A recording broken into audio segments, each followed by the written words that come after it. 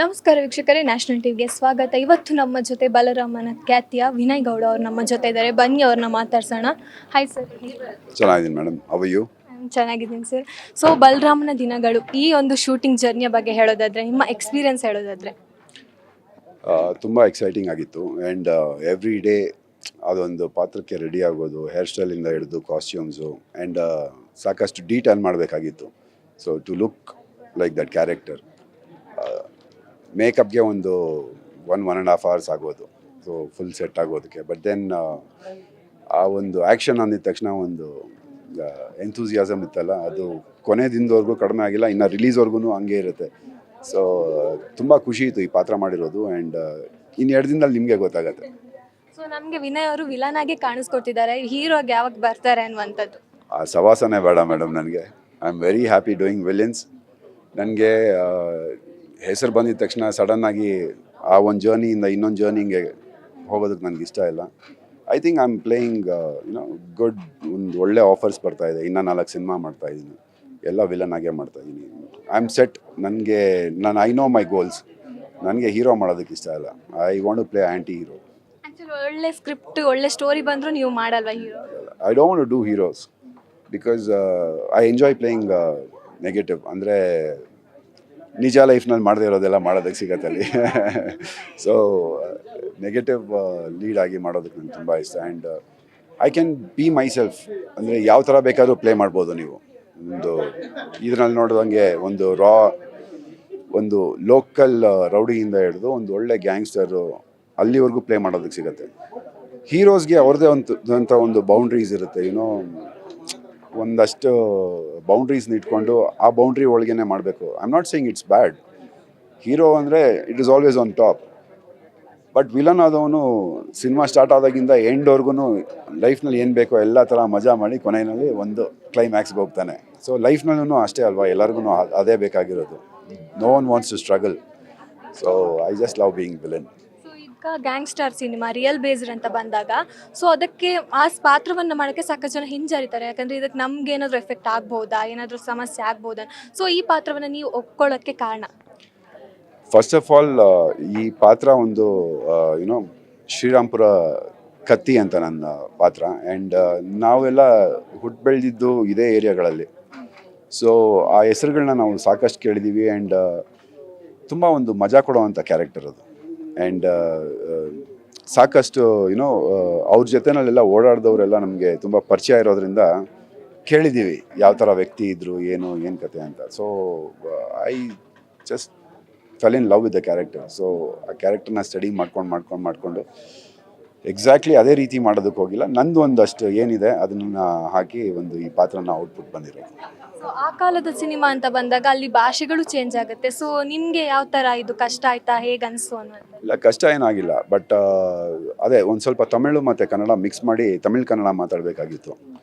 ಅದನ್ನು ವಿನೋದ್ ಸರು ಮತ್ತು ನಮ್ಮ ಟೀಮ್ ಎಲ್ಲ ತುಂಬ ಹೆಲ್ಪ್ ಮಾಡಿದ್ರು. ಆ್ಯಂಡ್ ಬಾಡಿ ಲ್ಯಾಂಗ್ವೇಜಿಗೆ ತುಂಬ ಹೆಲ್ಪ್ ಮಾಡಿದ್ರು ವಿನೋದ್ ಸರು. ನಾನು ಶ್ರೀರಾಮ್ಪುರಂಗೆ ಹೋಗಿ ಒಂದು 3 days ನನ್ನ ಫ್ರೆಂಡ್ ಫ್ಯಾಕ್ಟ್ರಿನಲ್ಲಿದ್ದು ಆ ಕಡೆ ಈ ಕಡೆ ಎಲ್ಲ ನೋಡಿಕೊಂಡು ಆ ಬಾಡಿ ಲ್ಯಾಂಗ್ವೇಜ್ ಹೆಂಗಿರುತ್ತೆ, ಅವರು ಲೋಕಲಾಗಿ ಮಾತಾಡೋದು ಹೇಗಿರುತ್ತೆ, ಇದೆಲ್ಲ ನೋಡಿಕೊಂಡು ಒಂದು ಕ್ಯಾರೆಕ್ಟರ್ನ ಫಾರ್ಮ್ ಮಾಡಿದ್ದು. So it is come out really well. I think teaser ನೋಡಿದ್ರೆ ಅಲ್ಲಿ ಇದು ಪ್ರೊಮೋ ಚೆನ್ನಾಗಿದೆ ಅಲ್ಲ? ರೈಟ್. ಅದೇ ರೀತಿ ಬಂದಿದೆ ಕಂಪ್ಲೀಟ್ ಸಿನಿಮಾ. ಸೊ ನಿಮ್ಮ ಮಚ್ ಬ್ರದರ್ನ ಬಿಟ್ಟು ಬಂದಿದ್ರಿ ಇವತ್ತು? ಇಲ್ಲ, ಮಚ್ ಬ್ರದರು ಪಾಪ ಅವ್ರಿಗೆ ನೆನ್ನೆ ಒಂದು ಫಂಕ್ಷನ್ ಇತ್ತು. ಸೊ ಲೇಟಾಗಿ ಮಲಗಿದ್ದಾರೆ. ಇವಾಗ ಸ್ವಲ್ಪ ಮುಂಚೆ ಫೋನ್ ಮಾಡಿದ್ದ, ಬರಬೇಕಾಗಿತ್ತು, ಮಿಸ್ ಆಯಿತು ಅಂದ್ಬಿಟ್ಟು. ಇಲ್ ಬಿ ಜಾಯ್ನಿಂಗ್ ಅಸ್. ಸೊ ನಿಮ್ಮಿಬ್ಬರ ಕಾಂಬಿನೇಷನಲ್ಲಿ ನಾವು ಇಲ್ಲಿ ನೋಡ್ಬೋದಾ ಸಿನಿಮಾದಲ್ಲಿ ಏನಾದ್ರು? ಸಿನಿಮಾ ನೋಡಿದ್ರೆ ಗೊತ್ತಾಗತ್ತೆ. ಒಂದು ಎರಡನೇದು, ನಮ್ಮಿಬ್ಬರ ಕಾಂಬಿನೇಷನಲ್ಲಿ ನಿಮಗೆ ಅತಿ ಶೀಘ್ರದಲ್ಲೇ ಇನ್ನೊಂದು ನ್ಯೂಸ್ ಬರೋದಿದೆ, ಒಂದು ಅನೌನ್ಸ್ಮೆಂಟ್ ಬರೋದಿದೆ. So I think will keep you updated on that. ಯಾವ ಥರ ನ್ಯೂಸ್ ಸರ್? ನ್ಯೂಸ್ ಅಂದಾಗಲೇ ನಮಗೆ ಆ ಥರ ನ್ಯೂಸ್ ನೆನಪಾಗುತ್ತೆ. ಆ ಥರ ನ್ಯೂಸ್ ಅಲ್ಲ ಮೇಡಮ್, ಇನ್ನೊಂದು ಸಿನಿಮಾ ಅನೌನ್ಸ್ಮೆಂಟ್ ಬರುತ್ತೆ. So I be keeping you guys very updated very soon. ಈಗ ಮೊನ್ನೆ ಅಷ್ಟೇ ಇವ್ರಿಗೆ ಹುಷಾರ್ ತಪ್ಪಿತು ವಿನೋದ್ ಅವ್ರಿಗೆ. ಸೊ ಬೇರೆ ಕಮೆಂಟ್ಸ್ಗಳು ನೋಡಿದಾಗ ಏನೋ ಸಿನಿಮಾ ಗಿಮಿಕ್ ಮಾಡ್ತಿದ್ದಾರೆ ಅಂತಲೇ ಬಂತು. ಸೊ ಅದ್ರ ಬಗ್ಗೆ ಏನು ಹೇಳ್ತೀರಾ? ಮೇಡಮ್, ಮಾತಾಡೋರ್ಗೆ ಏನು ಮೇಡಮ್, ಏನು ಬೇಕಾದರೂ ಮಾತಾಡ್ಬೋದು. ಯಾರಿಗೂ ನೋಡಿ, ಎಲ್ಲರಿಗೂ ರೈಟ್ಸ್ ಇದೆ ಮಾತಾಡೋದಕ್ಕೆ. ಏನು ಬೇಕಾದ್ರೂ ಮಾತಾಡ್ಬೋದು. ನಮ್ಮ ಕಷ್ಟಗಳು ನಮಗೆ ಗೊತ್ತು.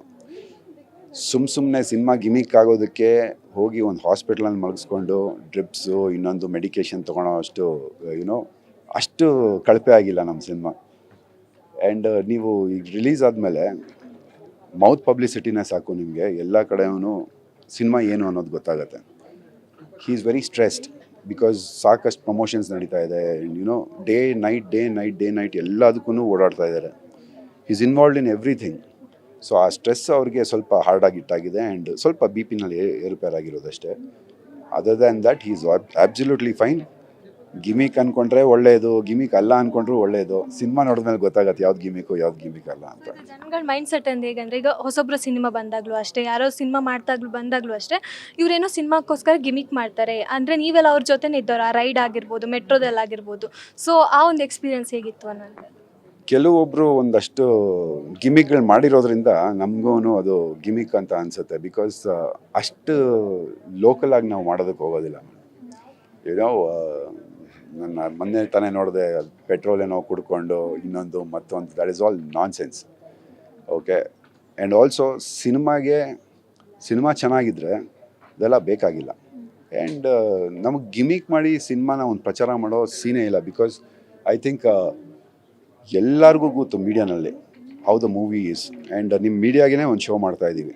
So once you see the movie you will know ಗಿಮಿಕಾ ಅಲ್ವಾ ಅನ್ನೋದು ನಿಮಗೆ ಗೊತ್ತಾಗುತ್ತೆ.